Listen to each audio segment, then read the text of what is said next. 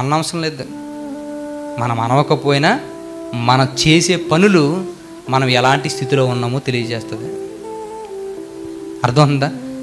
మనం అనకపోయినా మనం ఉండే పనులు మనం ఉండే స్థితిని తెలియజేస్తుంటుంది.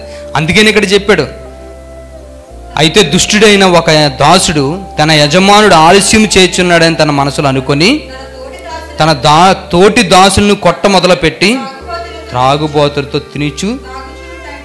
త్రాగుచూనుంటే చాలమ్మా త్రాగుచూనుంటే అని మాట్లాడాడు. అంటే ఎప్పుడైతే రిలాక్సేషన్ వచ్చిందో వెంటనే మన స్నేహ బంధాలన్నీ మారిపోతాయి. గుర్తుపెట్టుకోండి, మనకున్నటువంటి సర్కిల్ మారిపోతుంది.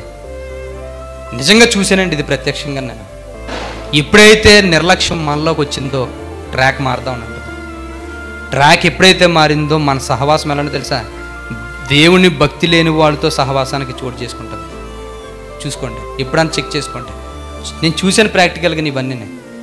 భక్తిహీనత ఎప్పుడైతే ఎంటర్ అయిందో, భక్తిహీనత ఎంటర్ అవ్వగానే దుష్ట కార్యాలు చేసే వాళ్ళతోటి సహవాసం చేస్తాము. వాళ్ళతో కూర్చొని సహవాసంలో కొనసాగించడానికి ఇష్టపడుతుంటాం. మళ్ళీ ఈ భక్తి జీవితాన్ని రావడానికి అవకాశం రాదు మనకి. గుర్తుపెట్టుకోండి. ఎందుకు ఇవి అంటే 100% ఇది కరెక్ట్. ఎందుకంటే దేవుడు చెప్పిన మాట ఏది నిరర్ధకం కాదు, యథార్థంగా దేవుడు చెప్పినటువంటి మాటలు. ఇవన్నీ మనకి ఎందుకు ఎంత విఫలంగా వివరిస్తున్నాడో తెలుసా? ఎవ్వరు కూడా నశించకూడదండి, అందరూ రక్షింపబడాలి.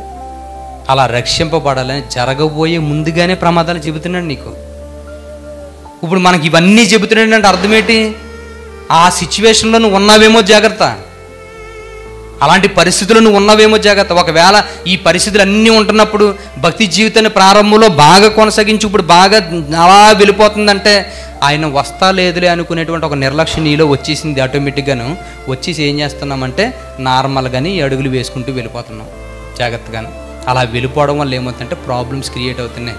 తర్వాత ఏం చేస్తున్నామంటే ఎవరైతే భక్తిహీనమైన స్థితిలో బతుకుతున్నారో వాళ్ళతోటి స్నేహభావంకి వెళ్ళిపోతాం, వాళ్ళతో కూర్చుంటుంటాం, వాళ్ళతో తినటం, వాళ్ళతో తిరుగుతాం, వాళ్ళతో పాటునే మన సహవాసం.